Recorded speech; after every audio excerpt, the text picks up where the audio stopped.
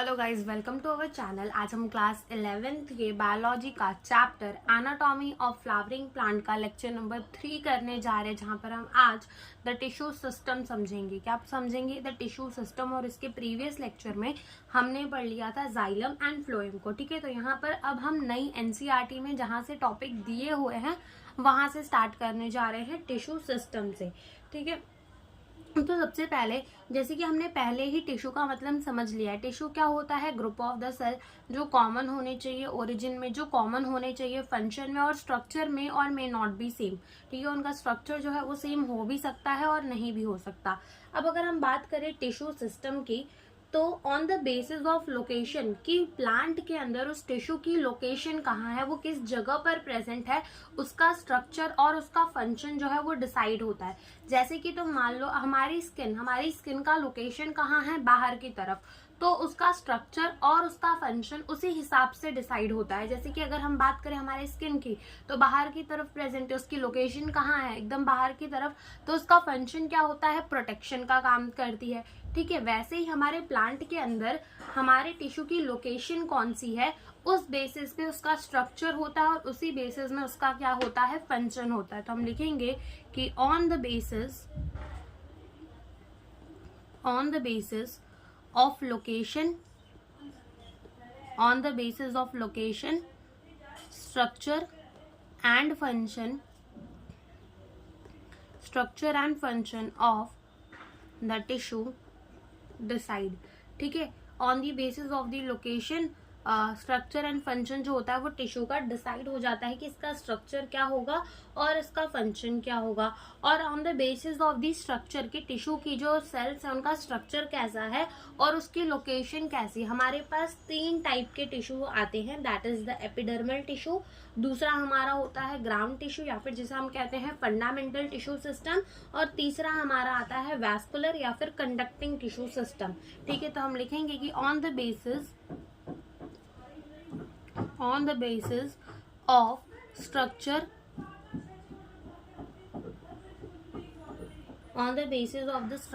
and location, three type of tissue system are there। ठीक है, 3 type के tissue system होते हैं। जो सबसे पहला होता है उसे हम कहते हैं epidermal tissue system. Epidermal tissue system को हम टीएस लिख देते हैं, ट्रांसवर्स सेक्शन नहीं। ठीक है, ये क्या होगा, टिश्यू सिस्टम। ठीक है, tissue system, epidermal tissue system. दूसरा जो होगा वो हमारा होता है फंडामेंटल या फिर ग्राउंड टिश्यू सिस्टम। तो हम इसे लिख सकते हैं ग्राउंड, या फिर हम इसे क्या लिख सकते हैं, हम इसे लिख सकते हैं फंडामेंटल टिश्यू सिस्टम। और तीसरा जो हमें देखना है वो हमें क्या देखना है, वैस्कुलर या फिर जिसे हम कह देते हैं कंडक्टिंग, वैस्कुलर या फिर जिसे हम क्या कह देते हैं, कंडक्टिंग टिश्यू सिस्टम। तो ये 3 टाइप के टिश्यू सिस्टम हमें पढ़ने हैं, एपिडर्मल टिश्यू सिस्टम, फंडामेंटल या फिर ग्राउंड टिश्यू सिस्टम और वैस्कुलर या फिर कंडक्टिंग टिश्यू सिस्टम। ठीक है, ये 3 टाइप के टिश्यू सिस्टम जो है वो हमें पढ़ने हैं, एपिडर्मल टिश्यू सिस्टम, ग्राउंड या फिर फंडामेंटल टिश्यू सिस्टम और वैस्कुलर या फिर कंडक्टिंग टिश्यू सिस्टम। तो एक एक करके हम ये सारे टिश्यूज को समझेंगे। तो अगर हम यहाँ पर अगर ओवरव्यू ले तो हम ये कह सकते हैं कि जो हमारा एपिडर्मल टिश्यू सिस्टम होता है ना, वो पूरे के पूरे प्राइमरी प्लांट बॉडी की क्या बनाता है, कवरिंग, यानी कि बाहर की तरफ जो भी सेल्स प्रेजेंट होता है हम उसको क्या देते हैं, वो एपिडर्मल के सेल है। ठीक है, वैसे ही अगर हम बात करें वैस्कुलर और कंडक्टिंग टिश्यू सिस्टम के अंदर, तो उसके अंदर हमें जाइलम एंड फ्लोएम देखने को मिलते हैं। और एक्सेप्ट हमारा एपिडर्मल टिश्यू सिस्टम और वैस्कुलर टिश्यू सिस्टम। ठीक है, एपिडर्मिस वाले एपिडर्मल टिश्यू सिस्टम को छोड़ के और वैस्कुलर टिश्यू सिस्टम को छोड़ के हमें जितना भी सेल बचता है ना, वो किसके होते हैं, वो होते हैं ग्राउंड टिश्यू सिस्टम के या फिर फंडामेंटल टिश्यू सिस्टम के वो होते हैं।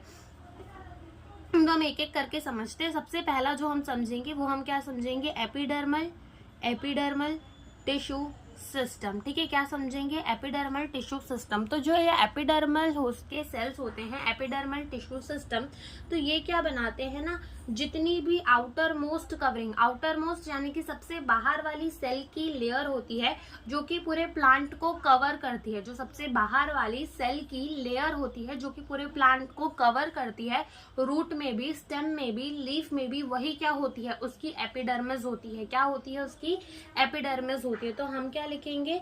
Form the outer most covering, form the outer most covering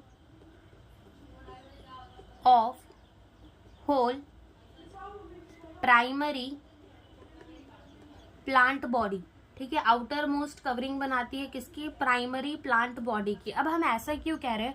whole का मतलब होता है यहाँ पर कि हमारा यहाँ पर स्टेम भी आ गया, यहाँ पे हमारी रूट भी आ गई, और एज वेल एज यहाँ पर हमारी लीफ भी आ गई। ठीक है, तीनों चीजों की आउटर मोस्ट कवरिंग जो होती है वो कौन बनाता है? एपिडर्मल टिश्यू सिस्टम बनाता है। क्या बनाता है? आउटर मोस्ट कवरिंग पूरे के पूरे प्लांट बॉडी की, स्टेम की भी, रूट की भी और लीफ की। अब यहाँ पर हम ऐसा क्यों नहीं कह रहे कि ये प्लांट बॉडी की कवरिंग बनाता है?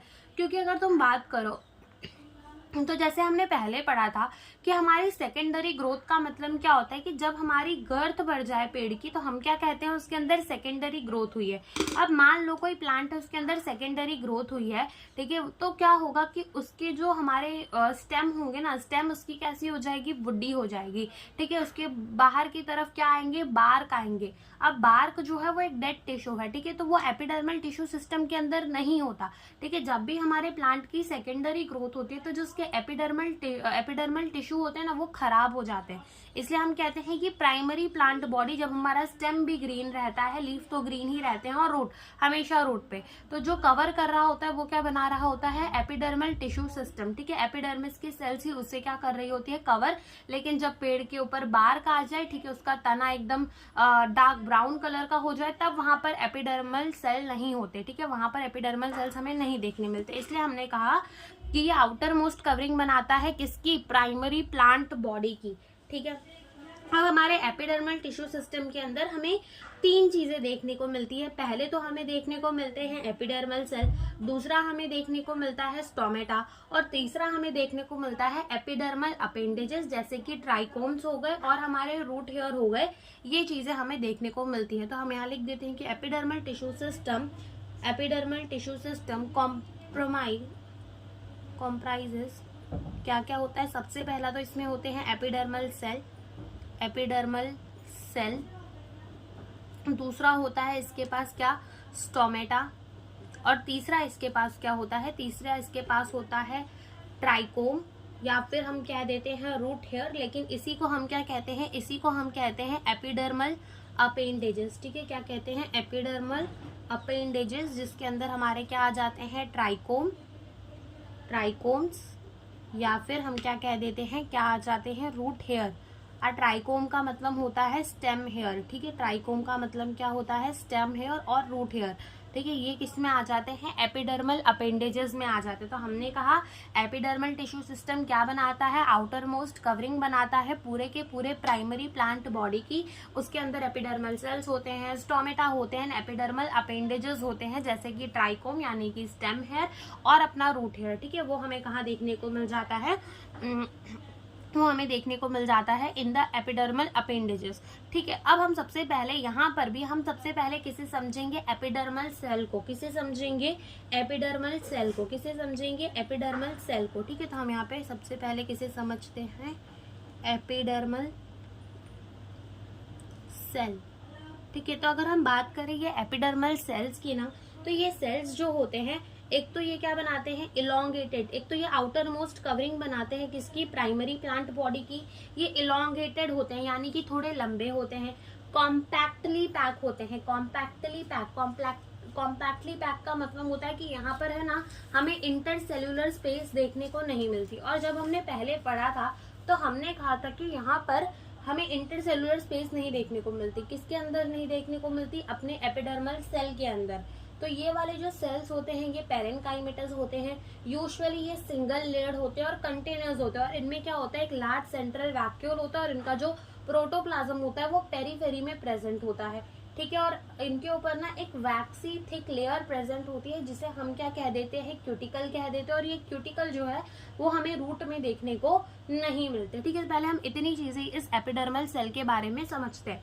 तो हमने क्या बोला, सबसे पहले ये सेल्स कैसे होते हैं, थोड़े इलोंगेटेड होते हैं। सेल्स कैसे होते हैं, थोड़े इलोंगेटेड होते हैं।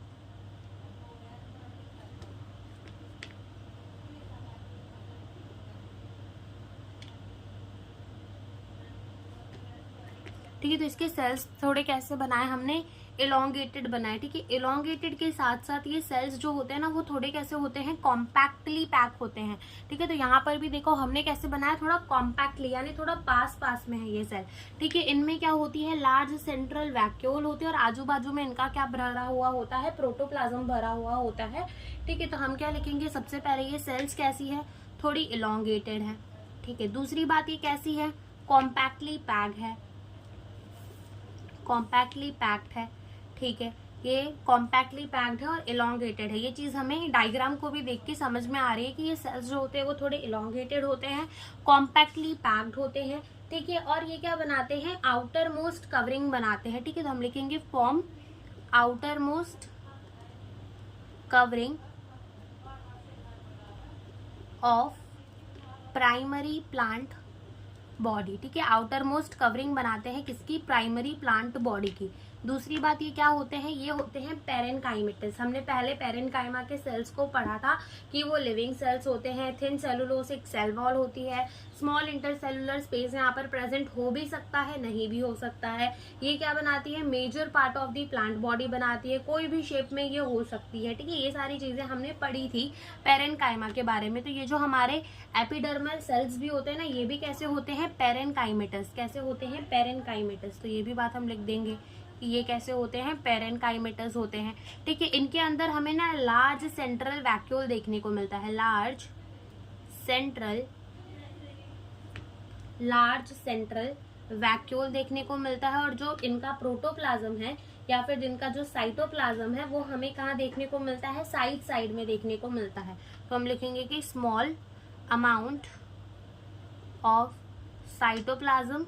ठीक है, बहुत कम ही यहाँ पर हमें यहाँ पर साइटोप्लाज्म जो है कम ही देखने को मिलता है। लार्ज सेंट्रल वैक्यूल होता है और स्मॉल अमाउंट ऑफ क्या होता है, साइटोप्लाज्म।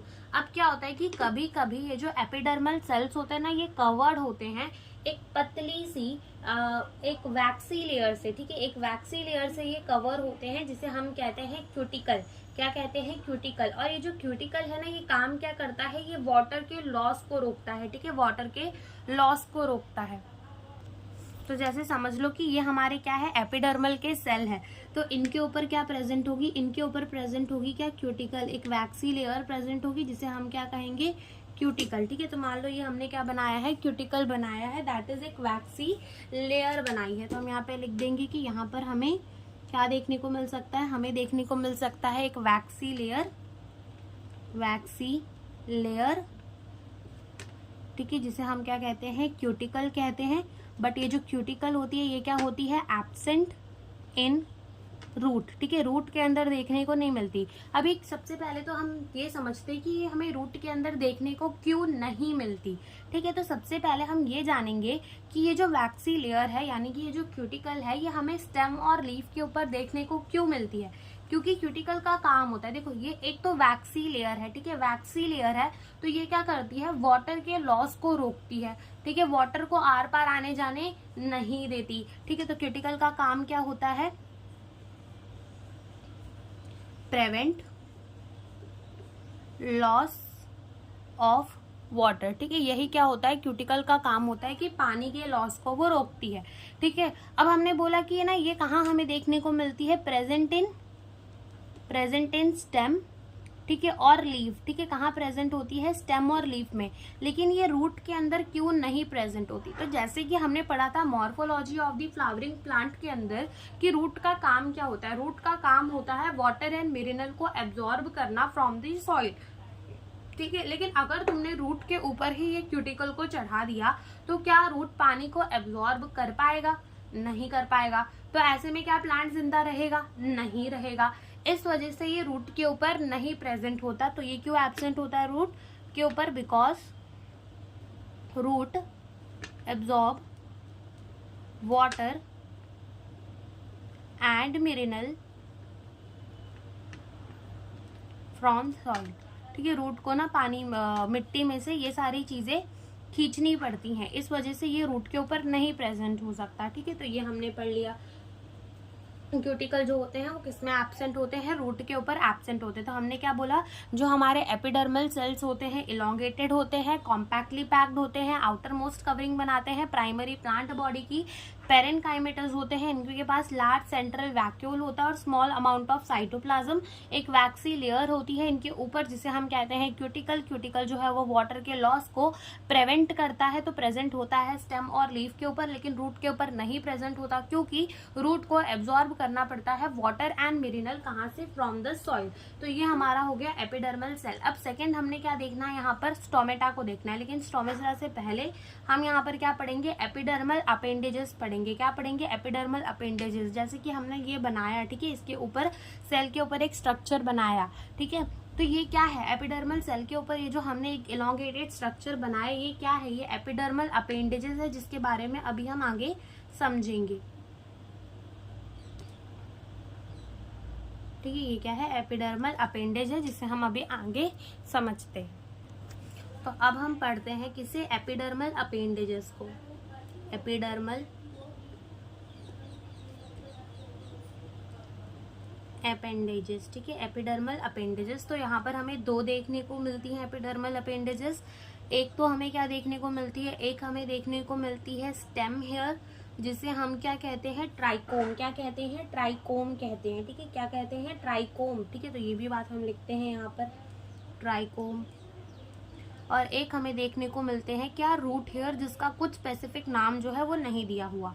ठीक है, एपिडर्मल अपेंडेजेस क्या होते हैं, हमारे जो एपिडर्मिस के सेल्स होते हैं ना, उनके ऊपर नंबर ऑफ दी हेयर्स होते हैं, यानी उनके ऊपर हमें हेयर्स देखने को मिलते हैं, और उसी को हम क्या कह देते हैं, एपिडर्मल अपेंडेजेस कह देते हैं। तो यहाँ पर लिख देंगे epidermal cell, epidermal cell bear hair.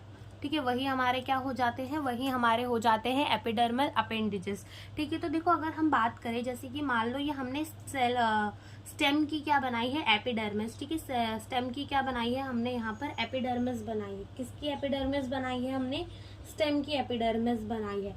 ठीक है, तो अब यहाँ पर ना, यहाँ पर मान लो जैसे कि ये हमें देखने को मिल गया क्या,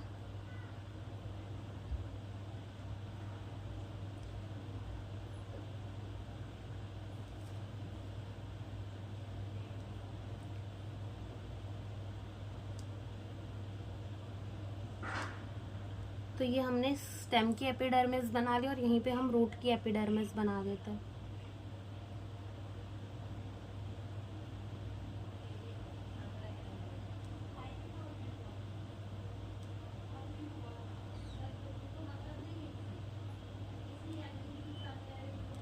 ठीक है, तो ये हमारे क्या हो गए, रूट हेयर हो गए।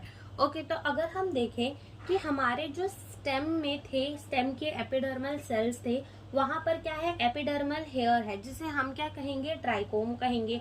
अभी जो ट्राइकोम होते हैं ना शूट सिस्टम पे, ये मल्टी सेलुलर भी हो सकते हैं, ब्रांच भी हो सकते हैं, अनब्रांच भी हो सकते हैं, सॉफ्ट यानी कि नरम भी हो सकता है, और स्टफ यानी कि ये कड़क भी हो सकता है, और ये सिक्रीटरी भी हो सकते हैं कि ये कोई कोई चीजों को सिक्रीट करे।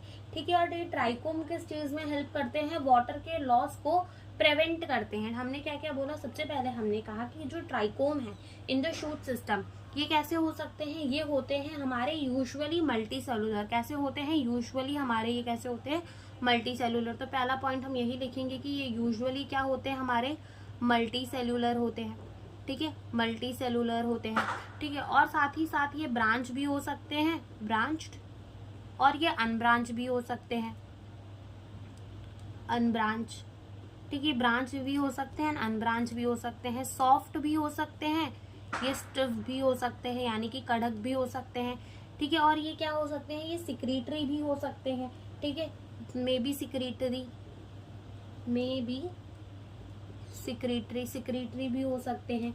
और किस में हेल्प करते हैं, प्रिवेंट वाटर लॉस। ठीक है, पानी के लॉस को ये क्या करते हैं, प्रिवेंट करते हैं, रोकते हैं। वैरस अगर हम बात करें अपने रूट हेयर की तो इसके अपोजिट चलते चलो, ये यूजुअली कैसे होते थे हमारे रूट हेयर यानी कि ट्राइकोम यूजुअली कैसे होते थे, मल्टी सेलुलर। तो रूट हेयर हमारे क्या होते हैं, यूनिसेलुलर। ठीक है, कैसे होते हैं हमारे, यूनिसेल्युलर होते हैं। अगर हमने देखा कि जो हमारे स्टेम हेयर थे वो ब्रांच अनब्रांच दोनों हो सकते हैं, तो ये वाले हमारे कैसे होते हैं, रूट हेयर हमारे कैसे होते हैं, रूट हेयर हमारे अनब्रांच होते हैं। कैसे होते हैं, रूट हेयर हमारे अनब्रांच हो सकते हैं। जैसे कि ये हमारा ये जो था सॉफ्ट भी हो सकता था, स्टिफ भी, लेकिन ये कैसा होता है, सॉफ्ट ही होता है। ठीक है, ये कैसा होता है, सॉफ्ट होता है। और ये क्या काम करता है, ये सरफेस एरिया को बढ़ाता है for the absorption of the water and mineral from the soil. ठीक है, एब्जॉर्प्शन हेल्प किसमें करता है, help to absorb water and mineral from soil. ठीक है, मिट्टी में से वाटर एंड मिनरल को एब्जॉर्ब करवाने में हेल्प करवाता है। तो ये होते हैं हमारे एपिडर्मल अपेंडेजेस। ठीक है, और उसके बाद हमारा तीसरा बचता है दैट इज द स्टोमेटा। ठीक है, क्या बचता है, स्टोमेटा। तो ये जो हमारे स्टोमेटा होते हैं ना, ये कहाँ प्रेजेंट होते हैं, ये प्रेजेंट होते हैं एपिडर्मिस ऑफ द लीफ, यानी कि जो हमारी लीफ की एपिडर्मिस होती है, लीफ की जो एपिडर्मिस होती है वहां पर क्या प्रेजेंट होते हैं, स्टोमेटा प्रेजेंट होते हैं। स्टोमेटा जो है वो पानी के लॉस और गैसेस एक्सचेंज इनका काम करते हैं। ठीक है, रेगुलेट करते हैं ट्रांसपिरेशन को और किसको, गैसेस एक्सचेंज को। ट्रांसपिरेशन मतलब वाटर का लॉस, आदान प्रदान हो गया, और गैसेस एक्सचेंज का मतलब गैसेस की एक्सचेंज, कब ऑक्सीजन लेना है, कार्बन डाइऑक्साइड मतलब कब कार्बन डाइऑक्साइड लेना है, ऑक्सीजन देना है। ठीक है, ये सारे काम को कौन रेगुलेट करता है, स्टोमेटा रेगुलेट करता है। ठीक है, तो हमने क्या लिखा कि स्टोमेटा जो है ये क्या करेगा, रेगुलेट ट्रांसपिरेशन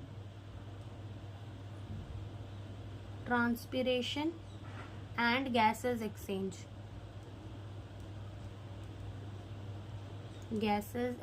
एंड ट्रांसपिरेशन को कौन देखेगा, स्टोमेटा। अभी अगर हम अपने स्टोमेटा का स्ट्रक्चर बनाए तो सबसे पहले तो हम क्या बनाएंगे, यहाँ पर हम बनाएंगे स्टोमेटल पोर। ठीक है, इधर पे प्रेजेंट होते हैं क्या, गार्ड सेल्स।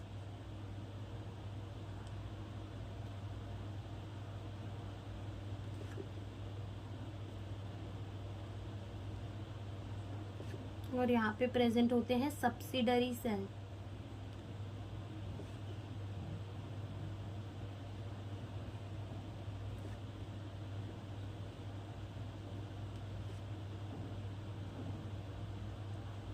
ठीक है, तो सबसे पहले तो हम ये लिखेंगे कि हमारे स्टोमेटा प्रेजेंट कहाँ होते हैं, present on epidermis of leaf. ठीक है, एपिडर्मिस ऑफ द लीफ में प्रेजेंट होते हैं कौन, हमारे स्टोमेटा, एंड रेगुलेट करते हैं ट्रांसपिरेशन एंड गैसेस एक्सचेंज को। ठीक है, तो अगर हम कहें कि जो ये हमारे स्टोमेटा होते हैं ना, इनमें क्या होता है, इनमें हमें देखने को मिलते हैं गार्ड सेल। ठीक है, इधर पे हमारे दो बीन शेप क्या होते हैं, गार्ड सेल। तो ये जो हम देख रहे हैं, ठीक है, ये दो, एक ये वाला और एक ये वाला, ये क्या है, ये है गार्ड सेल,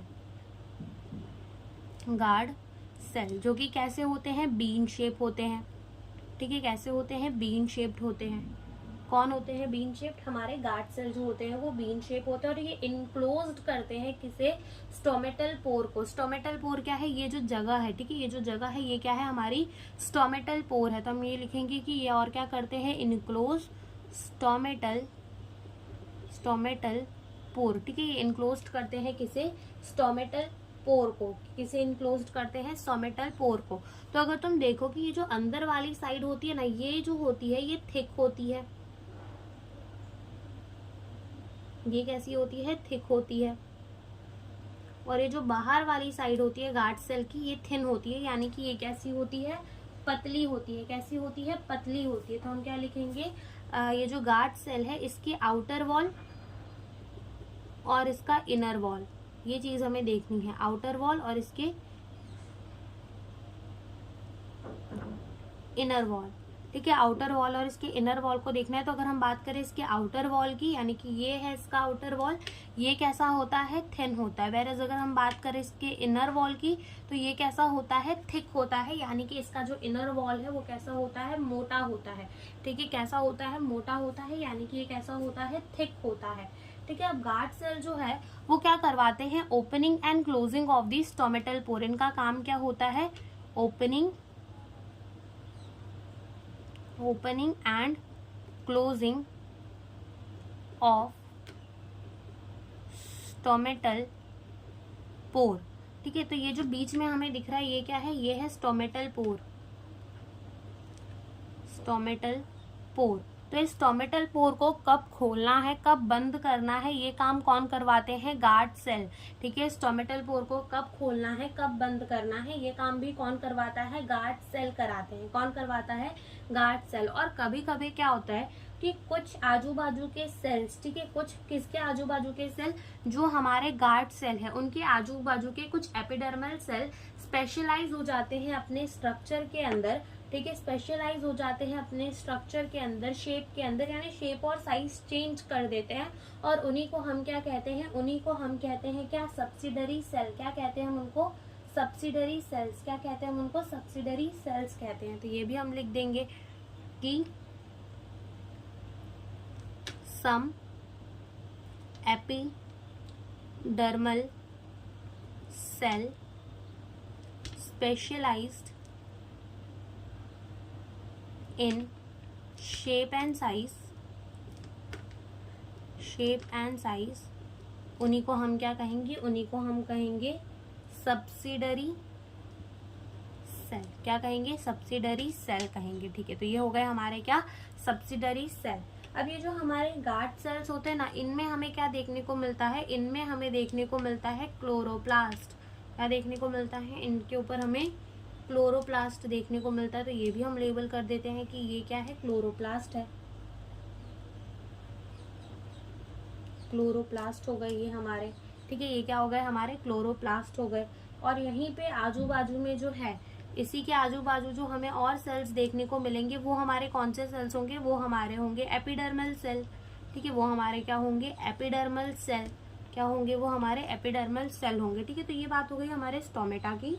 कि जो हमारा स्टोमेटा होता है कहाँ प्रेजेंट होता है, एपिडर्मिस ऑफ द लीफ में प्रेजेंट होता है। काम क्या करता है, ट्रांसपिरेशन एंड गैसेस एक्सचेंज को कंट्रोल करता है। इसके ऊपर इसके पास होते हैं गार्ड सेल जो कि बीन शेप होते हैं, इनक्लोज्ड करते हैं स्टोमेटल पोर को, जिनका आउटर वॉल थिन और इनर वॉल थिक होता है। Opening and closing of the stomatal pore का काम भी कौन करता है, गार्ड सेल करता है।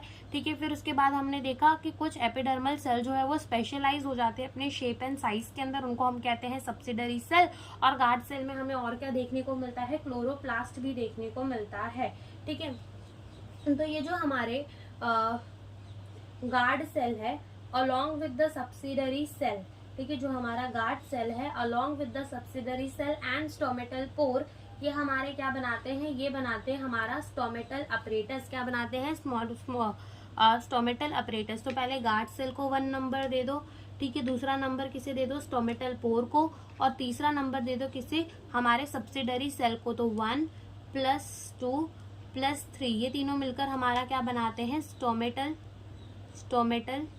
अपरेटस। क्या बनाते हैं, स्टोमेटल अपरेटस। क्या बनाते हैं, स्टोमेटल अपरेटस बनाते हैं। ठीक है, तो ये बात हो गई कि हमारा स्टोमेटल अपरेटस जो है वो कैसे बनता है। तो यहाँ पर जो हमारा एपिडर्मल टिश्यू सिस्टम है वो होता है कंप्लीट। अब नेक्स्ट हमें क्या पढ़ना है, ग्राउंड टिश्यू सिस्टम। क्या पढ़ना है, ground tissue system. Ground tissue system पढ़ने से पहले एक बात और यहाँ पे हमें जाननी है, वो ये है कि जो हमारे गार्ड सेल्स होते हैं in the case of the monocot, ठीक है, मोनोकॉट के अंदर जो हमारे गार्ड सेल्स होते हैं वो डम्बल शेप होते हैं। कैसे होते हैं, डम्बल शेप होते हैं। तो बस हमें एक बात यहाँ पर और लिख लेनी है कि in case of monocot, in case of monocot जो हमारे गार्ड सेल्स होते हैं, guard cells are dumbbell shape. ठीक है, कैसे होते हैं, डम्बल शेप होते हैं। जैसे कि अगर हम यहाँ पर बनाएं छोटा सा इसका डायग्राम, तो आगे बना लेते हैं।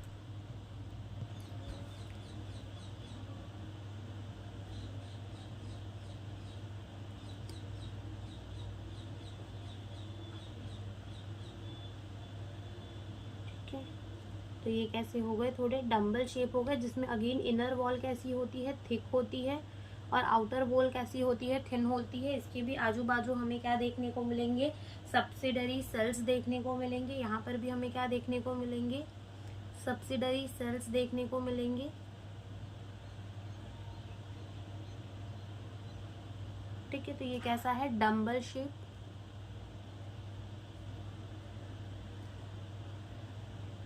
डम्बल शेप किसमें होती है, इन द केस ऑफ मोनोकॉट, और ग्रास भी क्या है, एक टाइप का मोनोकॉट है। ठीक है, तो ये हमारा यहाँ पर होता है the epidermal tissue system complete. अब हम पढ़ेंगे क्या, ग्राउंड टिश्यू सिस्टम। सेकेंड हम पढ़ेंगे ग्राउंड टिश्यू सिस्टम। क्या पढ़ेंगे, ग्राउंड टिश्यू सिस्टम। तो हमारे एपिडर्मल टिश्यू सिस्टम को छोड़कर और हमारे वैस्कुलर या फिर कंडक्टिंग टिश्यू सिस्टम को छोड़कर जो भी बचता है वो हमारा क्या होता है, ग्राउंड टिश्यू सिस्टम। तो हम लिख देते हैं कि क्या होता है हमारा ground tissue system, except epidermal and vascular tissue system. Epidermal और वैस्कुलर टिश्यू सिस्टम को छोड़ने के बाद रेस्ट क्या होता है हमारा, ग्राउंड टिश्यू सिस्टम। रेस्ट जो होता है वो बचा हुआ हमारा क्या होता है, ग्राउंड टिश्यू सिस्टम। क्या होता है, तो हमने क्या कहा कि except the epidermal and the vascular tissue system, जो भी हमारा बचता है वो हमारा क्या बचता है, ग्राउंड टिश्यू सिस्टम बचता है। अभी जो ग्राउंड टिश्यू सिस्टम के हमारे सेल्स होते हैं वो सिंपल टिश्यू होते हैं। जैसे कि हमने पढ़ा था ना कि हमारे पास क्या होता है, परमानेंट टिश्यू। परमानेंट टिश्यू के अंदर भी हमारे पास होता है सिंपल परमानेंट और कॉम्प्लेक्स परमानेंट। तो यहाँ पर हमारे ग्राउंड टिश्यू सिस्टम के अंदर हमारे सिंपल परमानेंट टाइप के टिश्यूज हमें देखने को मिलते हैं, जिसके अंदर पेरेन्काइमा, कोलेनकाइमा और स्क्लेरेन्काइमा ऐसे सेल्स हमें देखने को मिलते हैं। तो हम लिखेंगे कि यहाँ पर क्या प्रेजेंट होता है, सिंपल टिश्यू प्रेजेंट। जैसे कि हमारे कौन से सेल्स हो गए, पेरेन्काइमा, हमारे कोलेनकाइमा एंड कैसे हमारे स्क्लेरेन्काइमा। ऐसे सेल्स यहाँ पर हमें देखने को मिलते हैं। सिंपल टिश्यू प्रेजेंट होता है कहाँ पर, ग्राउंड टिश्यू सिस्टम पे। पेरेन्काइमा भी हो सकता है, कोलेनकाइमा भी और स्क्लेरेन्काइमा भी प्रेजेंट होता है। अगर हम बात करें पेरेन्काइमा वाले सेल्स की, यानी कि पेरेन्काइमेटस सेल्स की, तो ये कहाँ प्रेजेंट होते हैं, पेरीसाइकल, पिथ, मेड्यूलरी रे। ठीक है, ये प्राइमरी रूट्स और स्टेम के अंदर। वैरस अगर हम बात करें इन the case of the leaf, तो हमारा ये जो मीजोफिल सेल्स होते हैं, ठीक है, हमारे मीजोफिल सेल्स होते हैं जिनके अंदर प्रेजेंट होता है क्लोरोप्लास्ट, वो भी कैसे होते हैं हमारे पेरेन्काइमेटस। कैसे होते हैं हमारे पेरेन्काइमेटस, तो हम यहाँ लिख लेते हैं कि parenchymatous cells are present in root and stem. तो वो कहाँ कहाँ प्रेजेंट होते हैं, वो प्रेजेंट होते हैं in the pericycle, cortex, pericycle, pith और मेड्यूलरी रे। ठीक है, मेड्यूलरी रे।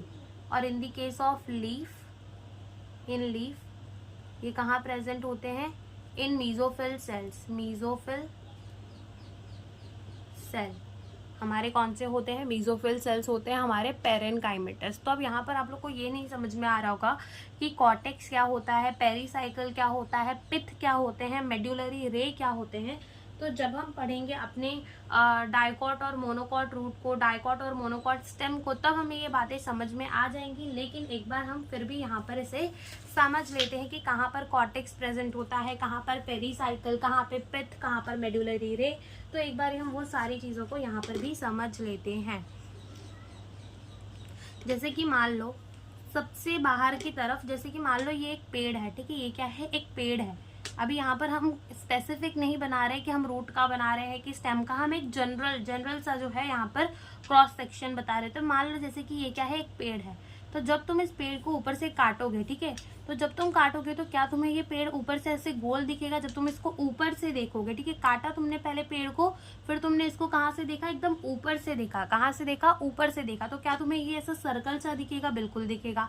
तुमने क्या किया कि उस सर्कल का एक पार्ट, ठीक है, ये पार्ट, इस सर्कल का ये पार्ट तुमने लेकर यहाँ पे क्या कर रहे हो, ड्रॉ कर रहे हो, ठीक है।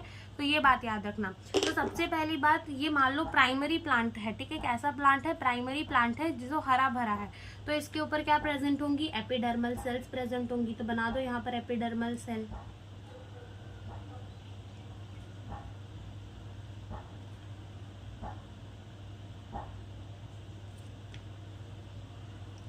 तो सबसे बाहर की तरफ क्या प्रेजेंट होते हैं, एपिडर्मल सेल्स प्रेजेंट होते हैं। तो सबसे बाहर की तरफ हमने क्या बना दिया, एपिडर्मल सेल बना दिए। क्या बना दिए, एपिडर्मल सेल।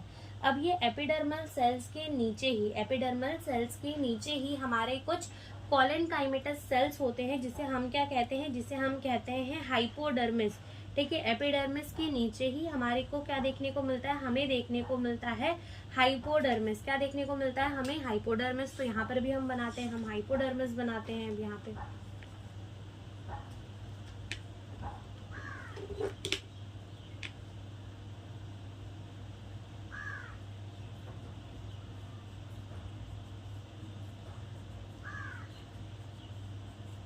ठीक है, और इसको ऐसे कर दो तो 2 लेयर की हमारी क्या दिख गई हमें, हाइपोडर्मिस। तो एपिडर्मिस के डायरेक्ट नीचे हमें क्या देखने को मिलेगी, देखने को मिलेगी हाइपोडर्मिस, ठीक है। एपिडर्मिस के डायरेक्ट नीचे हमें क्या देखने को मिल जाएंगी, हमें देखने को मिल जाएगी हाइपोडर्मिस। क्या देखने को मिल जाएगी, हाइपोडर्मिस।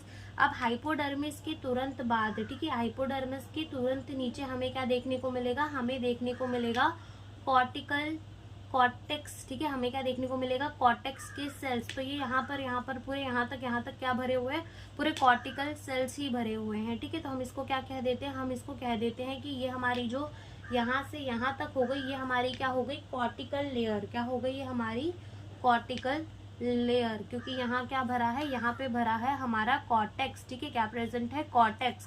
तो ये कॉर्टेक्स के अंदर हमें कैसे सेल्स देखने को मिलेंगे, पेरेनकाइमेटस सेल्स देखने को मिलेंगे। अभी हमने लिखा ना कि parenchymatous cells are present in the root and stem, लेकिन कहाँ पर, कॉर्टेक्स पे। तो कॉर्टेक्स में हमें क्या देखने को मिलेगा, पेरेनकाइमेटस सेल्स देखने को मिलेंगे कॉर्टेक्स के अंदर, ठीक है।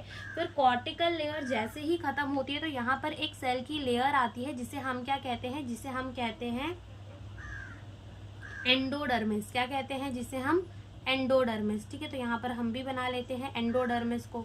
तो ये हमने क्या बना ली, ये हमने बना ली एंडोडर्मिस। क्या बना ली हमने, एंडोडर्मिस बना ली, ठीक है। एंडोडर्मिस के बाद यहाँ पर, ठीक है, एंडोडर्मिस के बाद यहाँ पर हमें क्या देखने को मिलेंगे, यहाँ हमें देखने को मिलेंगे वैस्कुलर बंडल्स, ठीक है, जिसके अंदर हमारा जाइलम फ्लोएम दोनों प्रेजेंट होगा। तो हमें क्या देखने को मिलेंगे, वैस्कुलर बंडल्स देखने को मिलेंगे, ठीक है। मान लो यहाँ जाइलम है और यहाँ फ्लोएम, तो हमें वैस्कुलर बंडल देखने को मिल जाएगा। अब ये जो वैस्कुलर बंडल के आजू बाजू जितना भी सेल प्रेजेंट होगा ना, वो हमारे किसके सेल्स होंगे, पेरीसाइकिल के, ठीक है। तो यहाँ पर पहले हम लिख देते हैं कि ये हमारे क्या है, ये है वैस्कुलर बंडल, ठीक है। ये हमारे क्या है, वैस्कुलर बंडल। अब वैस्कुलर बंडल के आजू बाजू जो भी सेल्स हमें देखने को मिलेंगे, ये हम वैस्कुलर बंडल के आजू बाजू के सेल्स पहले बना देते हैं।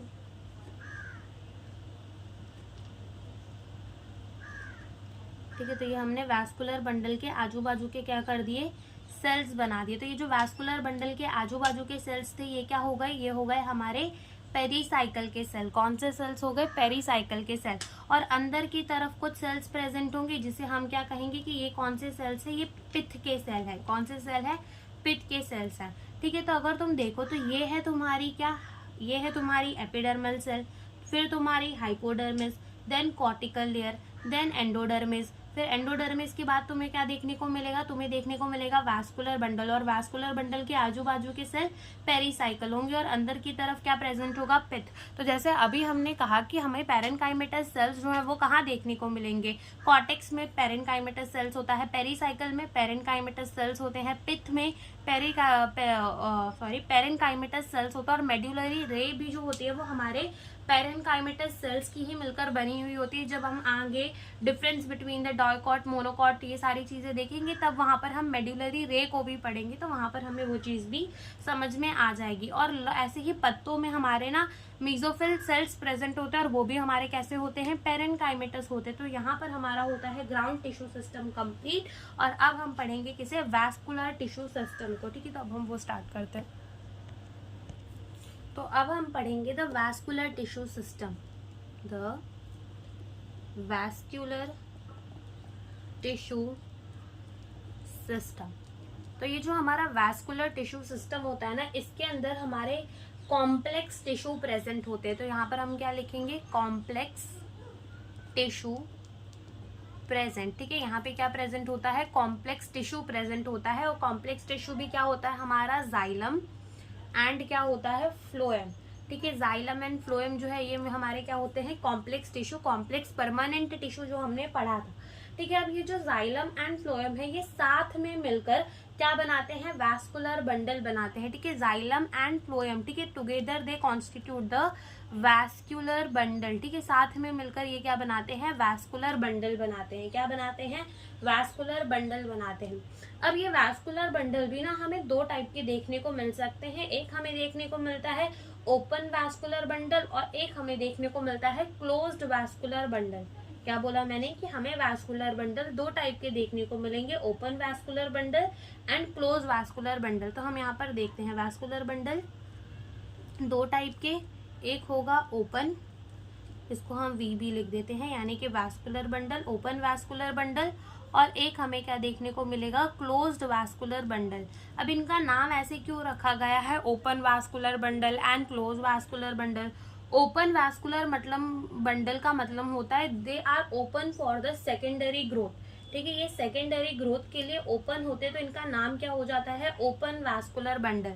तो हम यहाँ पे लिखेंगे ओपन फॉर सेकेंडरी ग्रोथ। और सेकेंडरी ग्रोथ का मतलब हमें पता है कि पेड़ की गर्थ बढ़ाना, उसे हम क्या कहेंगे, सेकेंडरी ग्रोथ। और क्लोज वैस्कुलर बंडल का मतलब क्या होता है, दे आर क्लोज्ड। ठीक है, वो बंद होते हैं फॉर किसके लिए, सेकेंडरी ग्रोथ। सेकेंडरी ग्रोथ के लिए वो बंद होते हैं, they are the closed for the secondary growth. तो वो हमारे क्या हो जाते हैं, क्लोज वैस्कुलर बंडल हो जाते हैं। जैसे कि मान लो हमने क्या बना दिया, एक वैस्कुलर बंडल बना दिया। ठीक है, हमने क्या बना दिया, एक वैस्कुलर बंडल, और सेम यहाँ पर भी हम क्या बना देंगे, एक वैस्कुलर बंडल बना देंगे। ठीक है, अब वैस्कुलर बंडल में क्या प्रेजेंट होगा, जाइलम प्रेजेंट होगा और फ्लोएम प्रेजेंट होगा।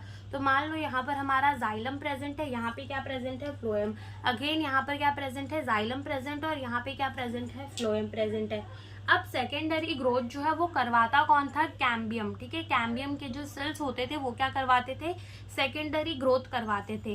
तो ये जो हमारा ओपन वैस्कुलर बंडल है जो कि ओपन है फॉर द सेकेंडरी ग्रोथ, यहाँ पर क्या प्रेजेंट होती है, यहाँ पर एक और सेल की लेयर प्रेजेंट होती है जिसे हम क्या कहते हैं, जिसे हम कहते हैं कैम्बियम, जिसे हम क्या कहते हैं, कैम्बियम। और अगर हम यहाँ देखें क्लोज्ड वैस्कुलर बंडल के अंदर, तो यहाँ पर हमें कैम्बियम देखने को नहीं मिलता। ठीक है, क्लोज्ड वैस्कुलर बंडल के अंदर हमें कैम्बियम देखने को नहीं मिलता। कहाँ नहीं देखने को मिलता, in the closed vascular bundle हमें कैम्बियम देखने को नहीं मिलेगा। ठीक है, कैम्बियम हमें क्लोज वैस्कुलर बंडल के अंदर नहीं देखने को मिलता। ठीक है, ये बात हो गई। उसके बाद हमने ये भी तो देखा था कि जो हमारी सेकेंडरी ग्रोथ है वो कौन कर पाता है, डाइकॉट। मोनोकॉट जो है वो सेकेंडरी ग्रोथ नहीं कर पाता। ठीक है, मोनोकॉट जो है वो सेकेंडरी ग्रोथ नहीं कर पाता। सेकेंडरी ग्रोथ करता कौन है, डाइकॉट करता है। तो ये जो हमारा सेकेंडरी ग्रोथ के लिए ओपन है वो किसका एग्जाम्पल हो जाएगा, वो एग्जाम्पल हो जाएगा डाइकॉट का। ठीक है, किसका एग्जाम्पल हो जाएगा, डाइकॉट का। ठीक है, किसका एग्जाम्पल हो जाएगा, हमारे डाइकॉट का। और यही जो क्लोज्ड वैस्कुलर बंडल है ये किसका एग्जाम्पल हो जाएगा, मोनोकॉट का। किसका एग्जाम्पल हो जाएगा, हमारे मोनोकॉट का एग्जाम्पल हो जाएगा। ठीक है, तो ये हमारी किसकी हो जाएगी, डाइकॉट स्टेम की, और ये किसकी हो जाएगी, मोनोकॉट स्टेम की। तो हम लिखेंगे कि ये डाइकॉट स्टेम में ऐसा क्यों होता है कि cambium is present between xylem and phloem and are able to form secondary xylem and phloem, और इसीलिए हम उसको क्या कह देते हैं, ओपन वैस्कुलर बंडल। क्या कह देते हैं, ओपन वैस्कुलर बंडल कह देते हैं। ठीक है, यहाँ पर एल यहाँ आएगा, ओपन वैस्कुलर बंडल। वैसे ही अगर हम बात करें in the monocot stem, cambium is. अभी हमने पढ़ लिया open and close vascular bundle, और अब हम पढ़ेंगे कॉन्जॉइंट और रेडियल अरेंजमेंट। ठीक है, हम क्या पढ़ेंगे, arrangement of the vascular bundle, arrangement of vascular bundle, arrangement of the vascular bundle in root और स्टेम। ठीक है, रूट में भी और स्टेम में भी, रूट एंड स्टेम। तो हमें दो टाइप की जो है अरेंजमेंट देखने को मिलती है। एक हमें देखने को मिलती है रेडियल अरेंजमेंट, और एक हमें देखने को मिलती है कॉन्जॉइंट अरेंजमेंट। एक हमें देखने को मिलती है रेडियल अरेंजमेंट और एक हमें देखने को मिलती है कॉन्जॉइंट अरेंजमेंट। तो जब जाइलम और फ्लोएम एक वैस्कुलर बंडल के अंदर अरेंज होते हैं अल्टरनेट मैनर पे, ठीक है, अलोंग द डिफरेंट रेडियाई, उसी को हम क्या कह देते हैं, उसी को हम कह देते हैं radial arrangement.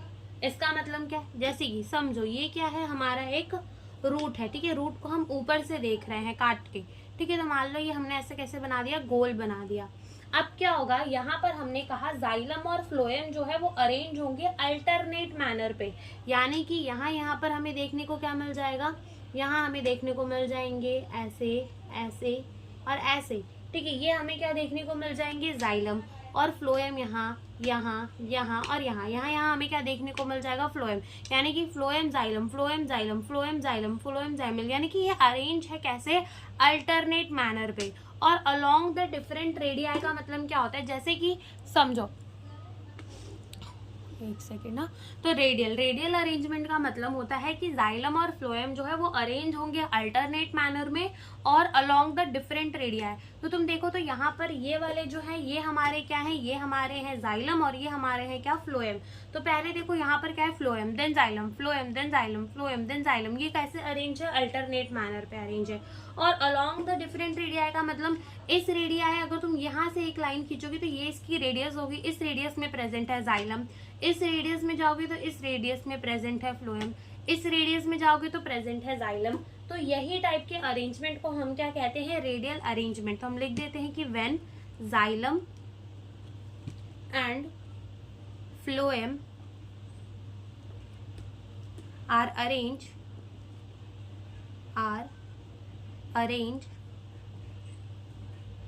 in alternate manner along different radii,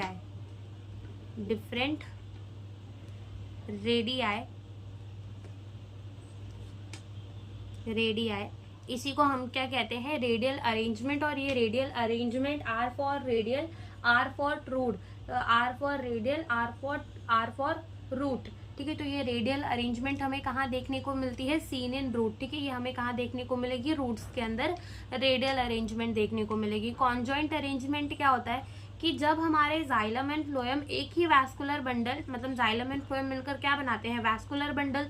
तो जब जाइलम एंड फ्लोएम जो हैं वो कैसे प्रेजेंट होते हैं, एक ही रेडियाई पे प्रेजेंट होते हैं।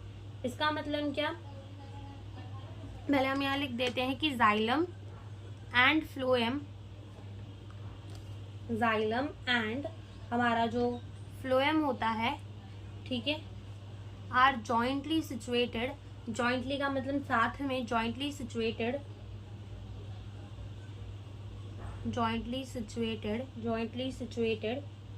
ठीक है, अलोंग द सेम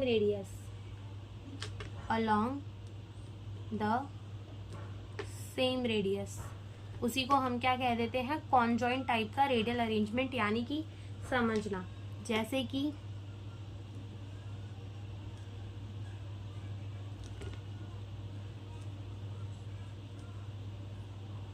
ठीक है,